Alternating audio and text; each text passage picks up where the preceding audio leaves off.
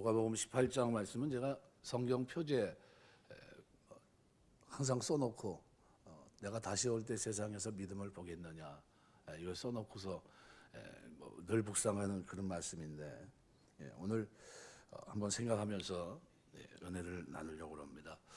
베드로서 3장 말씀에 보시면은 종말에 대해서 마지막 때 있을 일에 대해서 얘기를 합니다. 그래서 베드로서 3장 8절에서 13절 보면 사랑하는 자들아 주께서 하루가 천년 같고 천년이 하루 같은 이 한 가지를 잊지 말라. 주의 약속은 어떤 이들의 덜이다고 생각한 것 같이 더딘 것이 아니라 오직 주께서는 너희를 대하여서 오래 참으사 아무도 멸망치 않고 다 회개하기를 이르기를 원하시느니라. 그러나 주의 날이 도적같이 오리니 그날에는 하늘이 큰 소리로 떠나가고 물질이 뜨거운 불에 풀어지고 땅과 그 중에 있는 모든 일이 드러나리로다. 이 모든 것이 이렇게 풀어지니 너희가 어떠한 사람이 되어야 마땅하냐. 거룩한 행실과 경건함으로 하나님의 날이 임하기를 바라보고 간절히 사모하라. 그날에 하늘이 불에 타서 풀어지고 물질이 뜨거운 불에 녹아지려니와 우리는 그의 약속대로 의가 있는 곳인 새하늘과 새 땅을 바라보도다. 묵상해 보면 여기서 11절서부터 우리에게 의미하는 바가 있습니다. 너희가 어떠한 사람이 돼야 마땅하냐. 그래서 경건함과 거룩한 이걸 얘기합니다. 거룩한 행실과 경건함으로 주의 나라를 바라보고 간절히 사모하라. 이 바라본다는 말은 말 그대로 바라고 기다리고 소망 중에 기다리는 걸 말합니다. 그래서 능동태로 되어 있습니다. 그래서 계속해서 주의 재림에 대한 간절한 소망과 기대를 가지다 이런 겁니다. 간절히 사모하라는 하는 것은 NIV 성경은 스피드라는 단어로 표현해 놓고 있고 킹제임스 보면 허스팅이라는 단어를 썼습니다. 재촉하다, 빠르게 하다. 그래서 영어의 스피드의 어원이 되는 말이기도 합니다. 간절히 사모하라, 빨리 서두르라, 뭐 이런 의미가 되겠죠. 어떠한 사람이 돼야 마땅하냐? 주의 재림을 기다리는 사람은 거룩한 행실과 경건함으로 살아야 되고 간절히 바라보고 사모해야 된다. 이거를 얘기하고 있는데 오늘 우리가 읽은 누가복음 18장 말씀은 17장 말씀과 연관이 되어 있습니다. 그래서 17장 22절서부터 보시면은 마지막 절까지 예수님께서 마지막 때 있을 일들을 쭉 설명하십니다. 그런데 중요한 단어는 뭐냐 하면 주님께서 오실 때 뭐가 있어야 됩니까? 고난이 있어야 된다는 겁니다. 그래서 성경을 기록하시면서 누가가 그 부분을 설명하면서 18장과 연관져서 설명합니다. 그래서 필연적 필요성을 나타내는 데이라는 단어를 헬라말을 씁니다. 쓰면서 인자가 올 때 인자가 이런 일이 일어나기 전에 고난을 먼저 받아야 된다. 그러면서 뭐예요? 예수님의 이 창세에 있었던 모래 심판, 로세 때 심판 이런 것들을 설명하고 그다음에 그것과 연관지어서 재림의 때 그 데이라는 단어를 통해서 다시 18장 1절을 설명합니다. 그러니까 항상 기도하고 낭망치 말아야 될 것을 얘기합니다. 데이라는 이 헬란 말은 필연적 필요성을 얘기합니다. 반드시 이것을 통과해야 되고 그것을 우리가 가지고 있어야 된다는 거예요. 유지해야 된다. 믿음, 기도 생활을 가지고 있어야 된다. 이런 얘기입니다. 그러니까 이거는 하나의 경구처럼 우리 마음속에 새겨져 있어야 된다는 겁니다.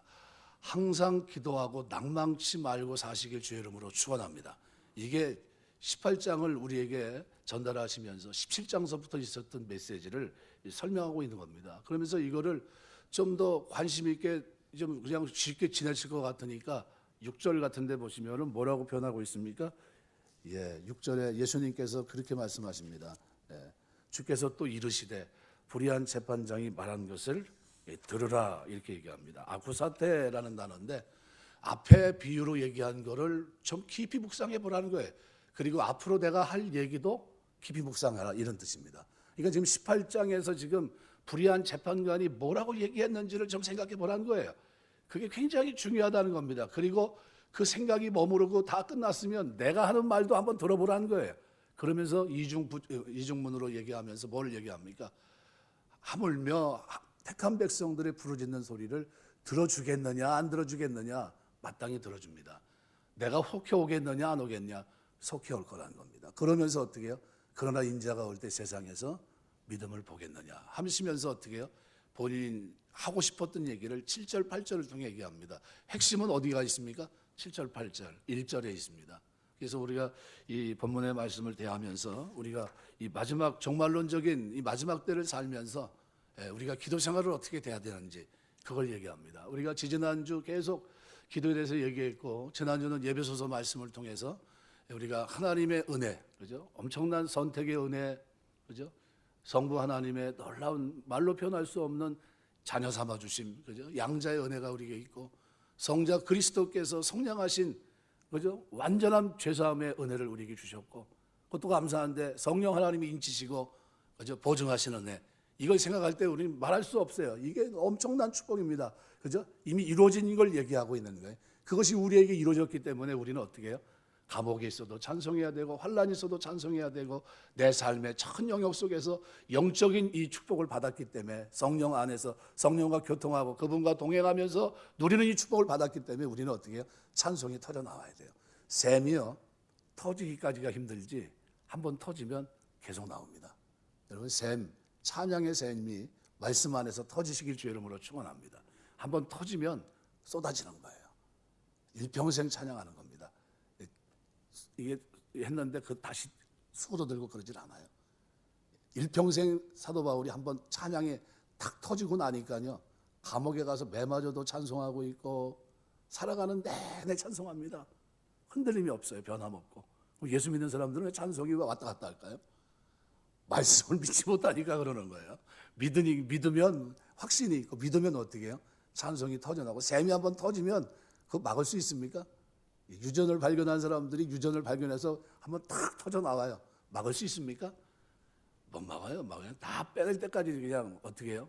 그냥 마음껏 빼내려고 어떻게 해요? 밸브를 달지 않습니까? 마찬가지예요. 우리가 신앙생활하면서 여러분, 우리 주님 만난 것 그 자체가 여러분의 삶 속에 찬양이 터져 나오는 삶이 되시기 주의 이름으로 축원합니다. 찬송해야 돼요. 찬송하고 살아가야 됩니다. 오늘 본문은 우리에게 제목 자체를 뭐로 달았습니까? 기도하십니까? 라는 질문을 던졌어요. 왜냐하면 주님이 우리에게 기도하냐고 물어보시고, 마지막 종말론적인 시대를 사는 사람들은 이런 기도를 드려야 된다. 어떤 기도예요?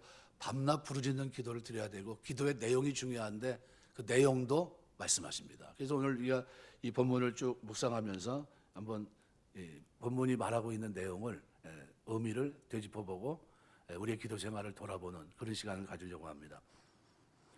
오늘 읽은 본문은 하나의 비유와 예수의 재림이라는 주제를 이어서 한 가지 적용을 담고 있는 메시지입니다. 그래서 7절, 8절 말씀에 나오는 비유의 적용은, 우리의 초점은 주님의 재림에 대해서 어떤 태도를 가져야만 하는가, 여기에 계속 맞춰져 있습니다.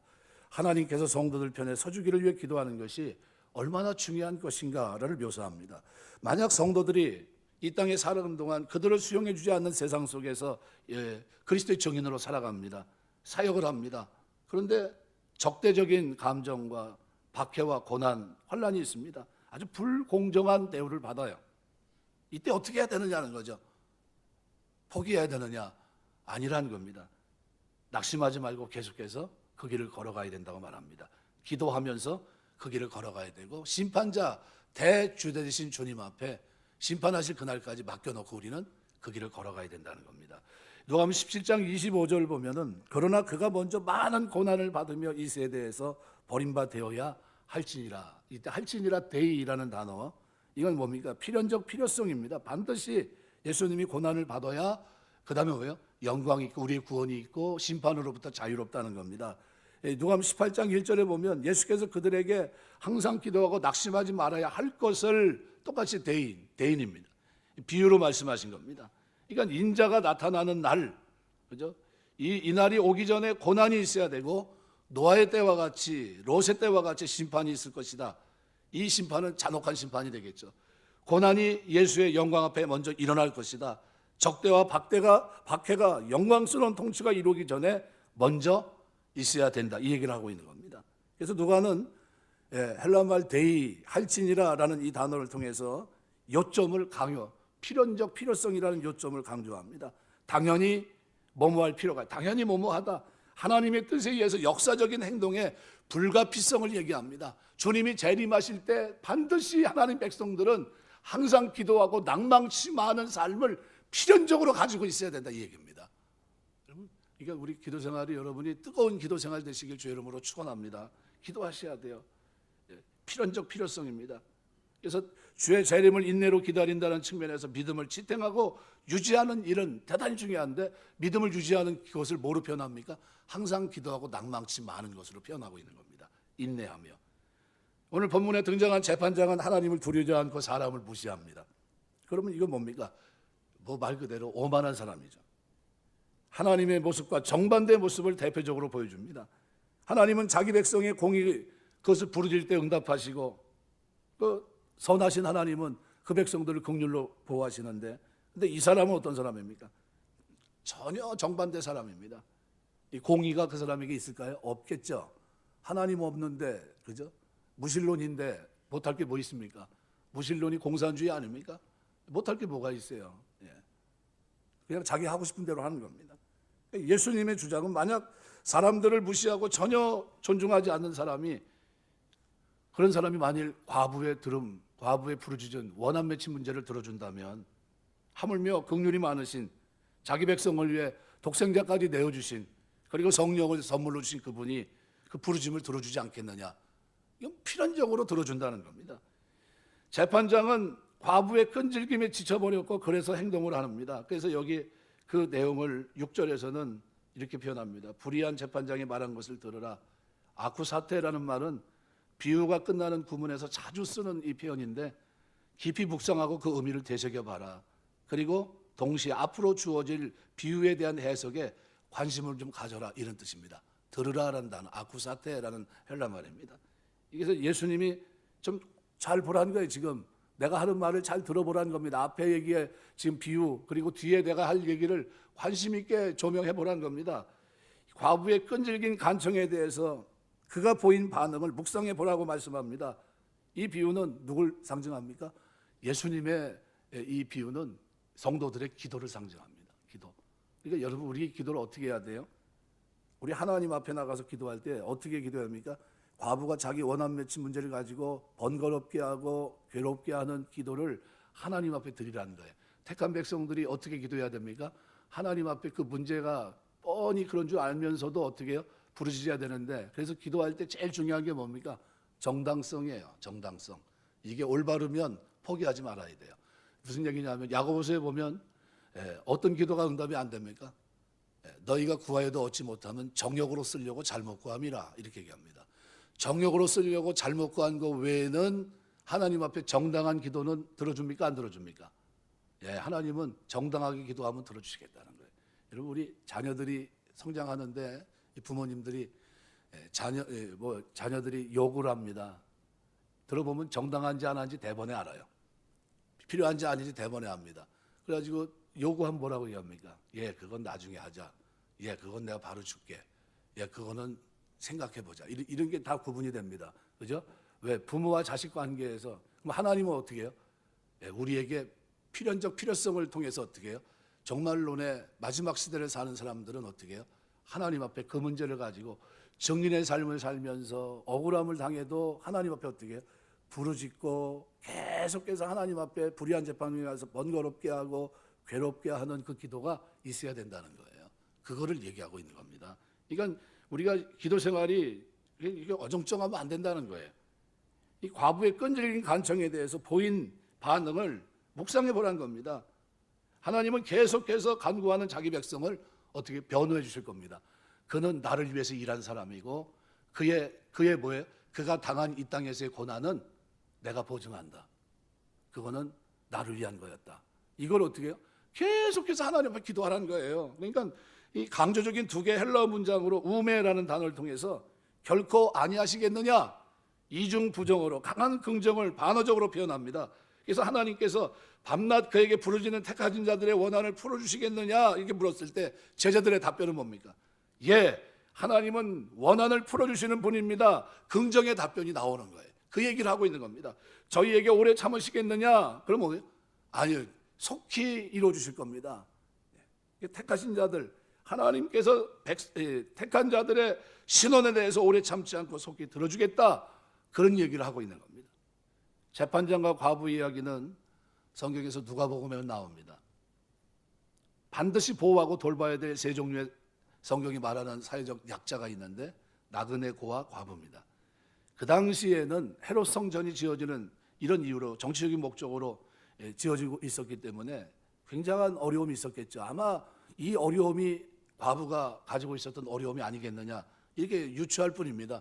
아마 정확하게 명시된 건 아무것도 없습니다. 이때 필요한 돈을 각출하는 앞장섰던 사람들이 서기관, 바리새인 같은 사회적인 지도층, 강자였다고 한다면 값들이겠죠. 그 당시 서민들, 소외계층들 특별히 큰 부담이 되었을 겁니다. 특별히 고아, 과부, 나그네에게서 만일 동일하게 물질의 문제를 거론했다면 아마 이것은 그 당시 홀로 살아가는 여인들에게는 너무나도 큰 고민거리가 아니었겠습니까?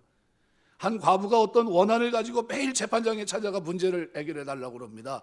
왜냐하면 이거는 이 문제만큼은 자기가 얘기하는 게 뭡니까? 공정하다는 거예요. 이것이 올바른 건데 왜 이걸 이렇게 했느냐는 거예요. 이거는 나는 억울하다는 겁니다. 그러면서 계속해서 끈질기게 요구합니다. 근데 이 사람 재판장은 누구예요? 공의롭지 못한 사람이에요. 자기 멋대로 하는 사람입니다. 그런데 와서 날마다 뭐 합니까? 와서 계속 구해요. 번거롭게 하고 괴롭히고. 그러니까 어떻게 해요? 할 수 없이 마음에 어떻게 들어줘야 되겠다. 저 가만 놔두면 계속 이럴 텐데.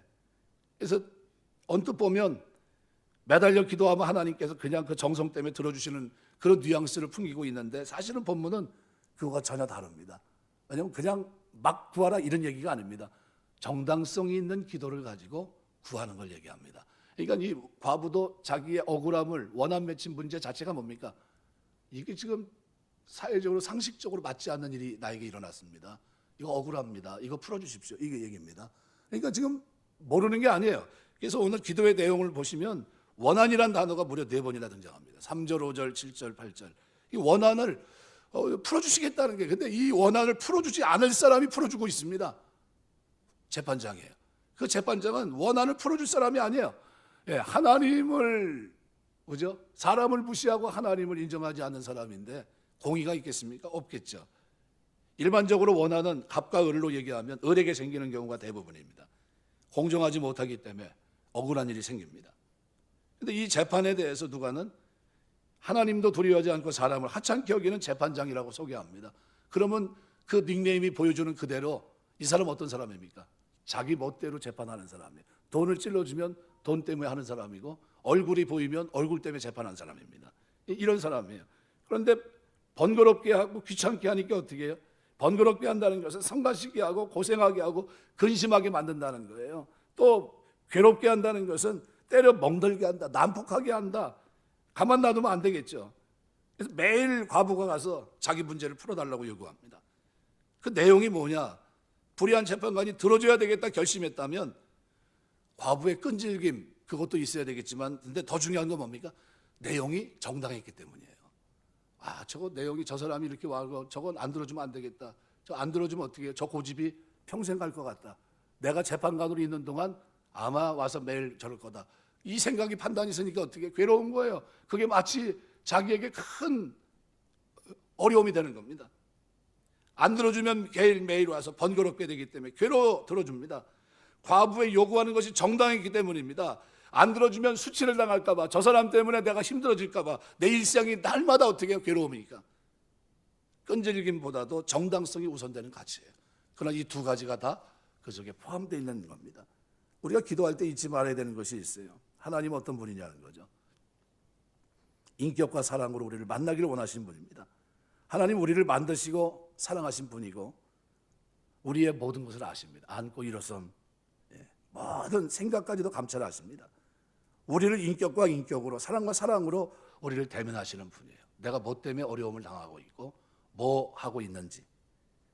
기도를 얼마나 지속적으로 끈질기게 기도하느냐 보다도 더 우선 생각해야 되는 것은 그래서 기도의 내용입니다.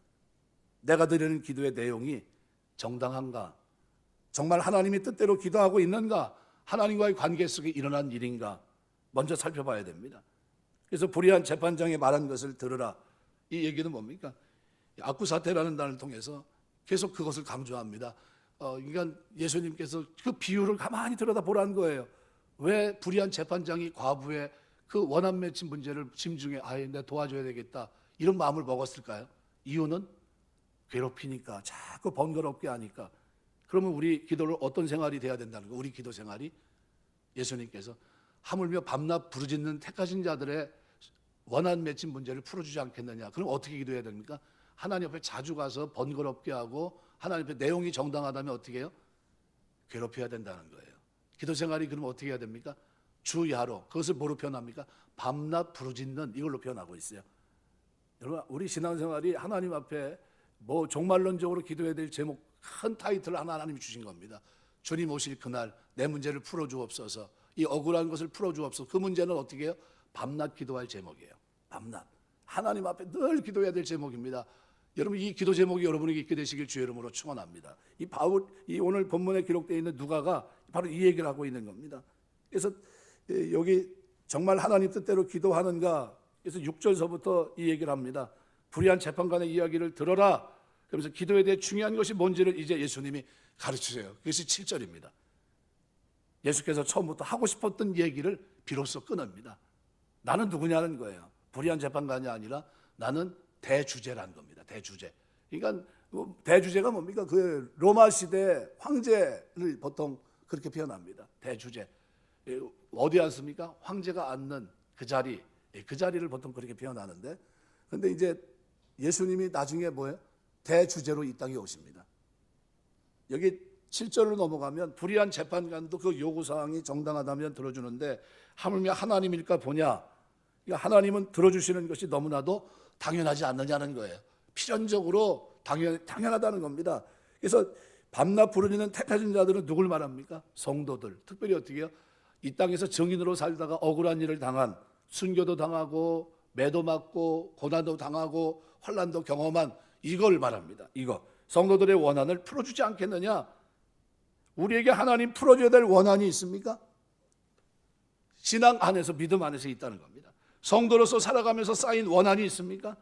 원한을 말하려면 거기에는 정당성이 있어야 돼요. 하나님의 뜻대로 살아간 삶으로 인한 결과가 있어야 돼요. 그게 뭡니까? 정의의 삶입니다. 하나님의 자녀로서 의롭게 살기 때문에, 거룩하게 살기 때문에, 경건하게 살기 때문에 그로 인해서 나에게 주어진 억울함, 그게 원한입니다. 원한. 풀지 못할 거, 해결이 안 되는 거. 예수 믿다가 공무원 생활하다가 그만 던지고 나온 사람이 있어요. 왜 나왔냐 그랬어요. 그 좋은 직장을 왜 그만두고 나왔냐 그랬더니 남들 그 돈 거두는 것도 힘들고 이거 부정을 계속 하는 거예요. 그걸 해야 된다는 겁니다. 자기가 그거를 해가지고 이 사람 나눠주고 저 사람 나눠주고 그걸 해야 되는데 신앙 양심상 그거 못하겠더라는 거예요. 그래서 난 그만둬야 되겠다. 이건 못하겠다. 집어쳤어요. 다른 일 합니다. 그런 분이 있어요. 그래서 제가 뭐라 그랬을 것 같습니까? 잘했다 그랬어요. 마음 편하겠다. 근데 자기 그 부인은 난리가 났어요. 세상에 자기 믿고 돌아왔는데, 예? 공무원 이제 튼튼한 직장이라고 그래가지고 결혼했는데 이 사람이 직장보다도 뭘 더 귀하게 여깁니까? 하나님 앞에서 삶을 더 귀하게 여겨요. 그래가지고 당장 어렵게 생겼으니까 힘든 거죠. 그래도 그 길을 꿋꿋이 갑니다. 너무 멋있어요. 그래서 내가 그 부인한테 멋있는 사람은 결혼한 줄 아시라고 그랬어요. 멋있는 사람하고 조금 힘들지 몰라도 하나님 기뻐하는 길을 걷고 있다고. 내가 우리가 하나님 앞에 나갈 때 원한 맺힌 문제, 이건 뭡니까? 바르게 살기 때문에 주어진 일입니다. 을로 살면서 이 땅에서 하나님의 뜻을 준행하다가 경험하게 되는 어려움입니다. 말씀 붙들고 양심에 꺼리낌 없이 정직하게 살 때, 그리스도 중심으로 살아갈 때 우리에게 주어지는 세상에서의 고통입니다. 세상에서의 고통. 우리가 살아가는 삶의 모습은 세상 사람들을 볼 때 어떻게 해요? 웃깁니다. 미련해 보이고. 왜냐하면 그 당시 로마 시대 철학자들이 말 그대로 사람들을 앉혀놓고 그 위에서 강단에서 이제 얘기를 하잖아요. 고린도서 4장 9절에 보면요, 사도 바울이 그런 얘기를 합니다. 내가 생각하는데 하나님이 사도인 우리를 죽이기로 작정한 같이 끄트머리에 두셨음에 우리는 세계 곧 천사와 사람에게 구경거리가 되었다. 이 구경거리가 뭡니까? 시장이나 길 가다가 지나치다가 우스꽝스럽거나 불쌍사나운 이런 모습을 보면 여기 저 구경하고 가자 그럽니다. 구경하고 가자. 재밌겠다. 옛날에 우리 어렸을 때 뭐가 있었냐면은 약장수들이 있어요. 아주 막 뱀쇼도 하고 뭐 별거 다 합니다. 그냥 약 갖고 결국은 약장사입니다. 그죠? 그런데 그 하는 말 있잖아요. 애들은 가라. 막 그러면서 어른들이 와가지고 나중에 결국은 약병 하나씩 들고서 이렇게 사가지고 이제 가고 하시는데 그거 지금 보려고 막 이렇게 합니다. 이 몸이 구경거리가 바로 그런 거예요. 그런데 신앙 안에서 우리가 뭐예요? 사도 바울은 구경거리가 됐다는 겁니다. 무슨 얘기냐면 바르게 살기 때문에, 하나님 뜻대로 살기 때문에 세상에서 구경거리가 됐다는 겁니다. 저거 봐, 저거 웃긴 사람들이야. 그 당시 로마 세계는요, 철학자들이 있었어요. 철학자들. 그들은 논리적으로 청렴합니다. 그리고 철학적인 사고의 틀 속에서 있는 사람들, 그 사람들과 만일 십자가 복음을 얘기하면 뭡니까? 미련한 거예요. 야야, 저 어디 나왔대? 학교 어디래? 어디래? 뭐 사도 바울을 얘기하면 이런 겁니다. 아, 그 미친놈이네. 아니 그렇게 배웠는데 그 소리 하고 있어? 미친놈 아니야? 엉뚱한 소리 하는 거 아니야? 지금 우리 다 그런 있는 사람들은 지금 뭐 하고 있어요? 뭐 말 그대로 사람들이 인정하는 뭐 논리적으로 정연한 그런 얘기를 쭉 하고 있는데, 근데 사도 바울은 나무에 달려 죽은 그리스도를 얘기하고 있는 겁니다. 이거 우스꽝스러운 거예요. 뭐 무슨 얘기한데 뭐 나무에 달려 죽은 예수가 뭐 구원자고 뭐 그딴 소리래. 이건 가서 들어보자. 이게 뭐 구경거리예요, 구경거리. 뭐라고 하는지 한번 들어보자. 아마 그저 그랬을 겁니다.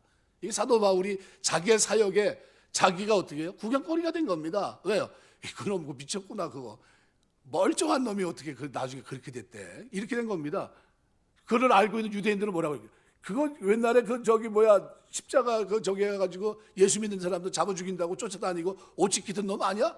그놈 맞아. 그놈 맞는데 그놈이 지금 변화돼가지고 그러고 있대. 오히려 그 사람 지금 전하고 있대 얘기한다고 합니다. 그럼 여러분 뭐라고 그랬습니까? 아이고 그 웃긴 놈이네 그거. 그래 그거 어디 있대 지금? 여기 왔대. 한번 가서 봐야 되겠다 야. 구경거리라는 게 그게. 바울 자체가 전하는 메시지, 살아가는 삶 자체가 우스꽝스러운 거예요. 그들이 볼 때 굉장히 우스운 겁니다. 그래서 시장이나 길거리에서 지나치거나 뭐 그냥 우스꽝스럽고 볼상스러운 걸 우리가 보통 구경거리라고 그러잖아요. 그러니까 세상 사람들에게 사도 바울 자체가 뭡니까?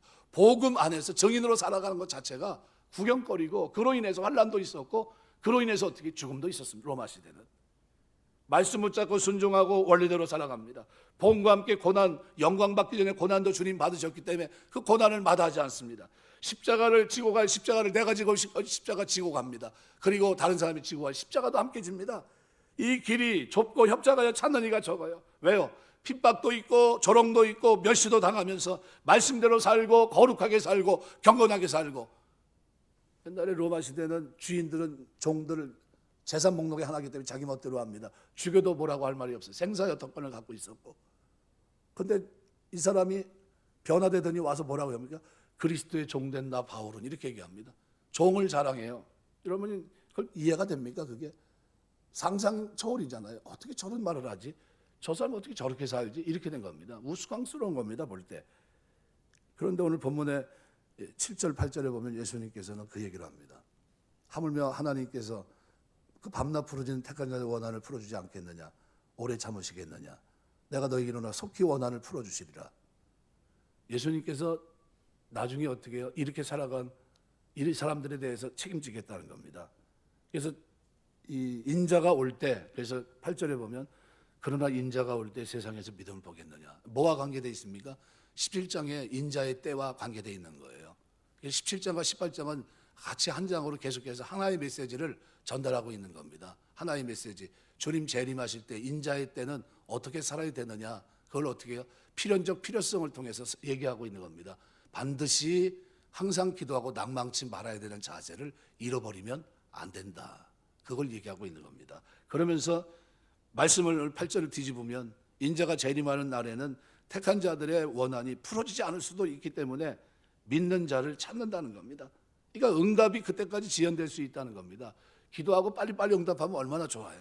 그런데 안 될 수도 있고 살아있는 동안에 원한 맺힌 문제가 해결되지 못한 채 우리가 천국에 갈 수도 있다는 겁니다. 왜요? 순교당할 수도 있으니까.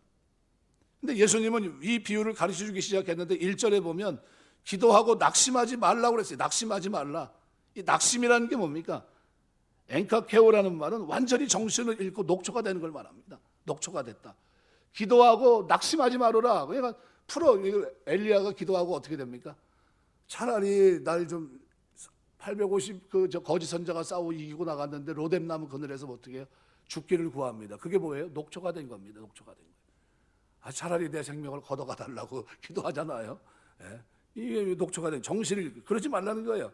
그러니까 현실적인 어려움으로 인해서 혼비백산하고 완전히 지쳐있는 것을 얘기합니다. 그러지 말라는 게 항상 기도하고 낙심하지 말아라 이 얘기하고 있는 겁니다. 낙심하는 이유 중에 하나가 뭐냐면 응답이 안 되니까. 우리 기도가 예수님 재림 때까지도 응답이 안 되는 기도가 있다는 거예요. 열심히 기도해도 응답이 안 될까요? 안 된다는 겁니다. 정당한 기도인데도 응답이 안 될까요? 안 된다는 겁니다. 요한계시록 6장 9절 10절에 보면 사도 요한이 얘기합니다. 다섯째 인을 떼실 때 내가 보니 하나님의 말씀과 그들이 가진 증거로 말미암아 죽임을 당한 영혼들이 제단 아래에 있어 큰 소리로 불러 이르되 거룩하고 참되신 대주제여 땅에 거하는 자들을 심판하여 우리의 피를 갚아주지 아니하시기를 어느 때까지 하시려 하나이까. 여러분, 하나님 말씀대로 살다가 죽임을 당한 영혼들의 기도가 응답이 아직 안 됐어요. 원한 맺힌 문제를 부르짖고 하나님 앞에 아버지여 저들을 아버지 손에 부탁하나이다. 그죠? 저들을 용서해 주옵소서. 내 영혼을 아버지 손에 부탁합니다. 그리고 죽어갔는데 어떻게 해결됐습니까? 해결 안 됐어요.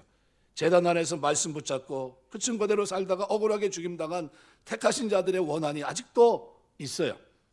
우리 피를 갚아주시지 아니하기를 어느 때까지 하시라나이까 부르짖고 있어요. 근데 그 사람들이 누구에게 하고 있어요? 대주제에게 지금 기도하고 있어요. 대주제. 데스포데스라는 이 헬라 말은요, 당시 세계 중심은 로마였고 로마의 중심은 황제 보호자입니다. 황제 보호자를 대주제라고 말합니다. 대주제. 그 보호자를 가리켜 말하는 말이 데스포데스라는 단어예요. 이 단어를 요한이 어디에다 쓰고 있어요? 예수님에게 쓰고 있는 겁니다. 예수님이 황제의 자리, 황제가 앉고 그냥 자기 멋대로 행했던 그 자리에 누가 앉아요? 재림주로 오시는 인자의 때, 그때 그분이 그 자리에 앉아서 진짜 심판을 하신다는 거예요. 진짜. 그래서 이 대주제라는 이 개념에는 세 가지 개념이 있는 겁니다. 하나는 심판, 또 하나는 통치, 또 하나는 영광이에요. 이것이 그 대주제이신 이 땅에 오실, 다시 오실 그리스도께서 그 영원한 보좌에 앉으시면서 하셔야 될 일들, 그 영광을 나타내는 겁니다. 통치와 심판과 영광이에요. 이 세 가지가 어우러져 있습니다. 그러니까 그 보좌에서 통치가 시작됩니다. 보좌를 통해서 심판이 이루어지고 모든 영광이 그 보좌에 초점이 맞춰져 있어요. 근데 이것을 사도 요한이 뒤집는 겁니다. 누가 있어요? 황제가 앉는 그 자리에 누가 앉아요? 재림하실 예수께서 그 자리에 앉는 겁니다. 천지를 지으시고 역사의 주관자 되시는 하나님만이 진정한 대주제자시라는 거예요. 모든 심판과 통치와 모든 영광이 그분께만 있다는 거예요. 그분께만 있다. 그분이 그것을 하실 것이라는 거예요. 억울하게 죽임당한 택하신 자들이 아직도 응답을 받지 못한 채 어느 때까지 우리 피를 갚아주시겠습니까? 누구에게 부르짖어요? 대주제에게 부르짖고 있어요. 기도 응답이 안 된 겁니다. 그럼 우리가 이 땅에 살면서 누구에게 부르짖어야 돼요? 대주제에게. 우리 그리스도께 밤낮 부르짖고 낙심하지 말고 기도해야 된다. 항상 기도하고 낭망치 말아야 할 것을 프레임을 짜서 우리에게 던져준 겁니다. 필연적 필요성으로 이 심판이 있기 전에 하나님 백성들은 이 프레임 속에 살아야 된다. 갇혀 있어야 된다. 어떤 프레임입니까? 항상 기도하고 낙심하지 않는 프레임 속에 우리는 갇혀서 살아야 된다는 거예요. 그렇게 사시길 주의 이름으로 축원합니다. 바로 그 얘기를 하고 있는 겁니다.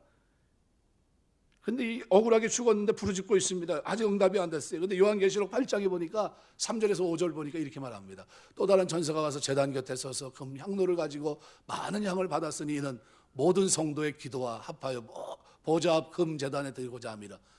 이거 대주자 앞에 그 드리는 겁니다. 향연이 성도의 기도와 함께 천사의 손으로 하나님 앞으로 올라가는지라.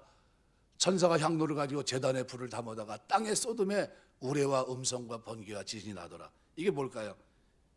향로와 함께 성도들의 피 맺히고 억울한 원한의 삶이 버무려진 기도가 대주자 앞에 나갑니다.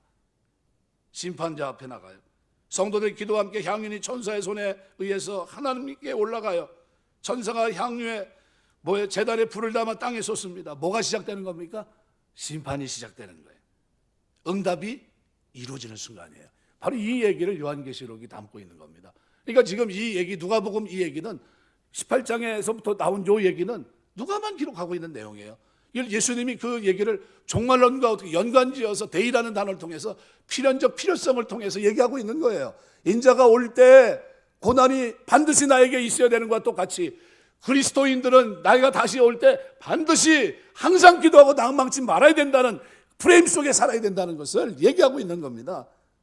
기도하시기 주 이름으로 축원합니다. 금요일날 좀 얼굴 좀 뵀으면 좋겠어요. 세상에 금요일날 얼굴 보기가 이렇게 힘든지 모르겠어요. 주일날은 그래도 얼굴을 뵈는데 금요일날 기도하자고 모이자고 그러면 잘 안 보여요.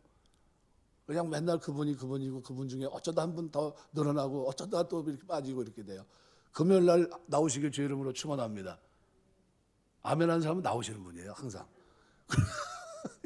다른 분들은 글쎄 한번 고민 한번 해보겠습니다. 오늘 설교 한번 들어보고 한번 마음의 감동이 오면 하고 이러시는 것 같다. 기도해야 돼요. 그냥 해도 되고 안 해도 되고 아닙니다. 기도의 새 지평을 열어야 됩니다. 여러분 시대를 잘못 만나면요 우린 기도하다 끝나요. 우리 선조들이 선배들 보세요.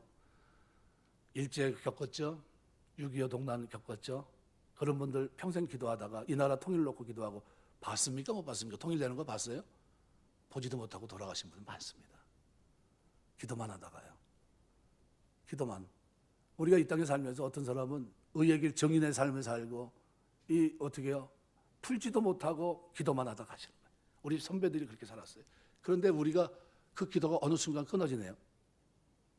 밤에 그 산에서 기도하고 나무 뿌리 잡고 기도하고 굴 속에 들어가서 기도하고 그게 어느 순간 다 끊어져 버렸어요. 그냥 금요일이면 그냥 올라가서 그냥 기도하려고 하면 오늘 내가 빨리 올라가서 어느 자리를 빨리 잡아서 기도를 한번 해야 될 텐데 그러면서 막 갔던 그 열정과 뜨거움이 다 사라지고 식어져 버렸어요. 어느 순간 주님이 오시고 재림하시는 그때 더 부르짖고 기도해야 될 그때가 다가오고 있는데 근데 실상은 더 뒤집어지고 왜요? 말씀의 성취라고 봅니다. 내가 다시 올 때 세상에서 믿음을 보겠느냐. 밤낮 부르짖으면서 원한 맺힌 문제 하나님 앞에 매달리고 기도하고 주여 내가 증인의 삶을 살면서 억울해도 그 길을 걷겠습니다. 기도하는 사람들을 보지 못하는 거예요.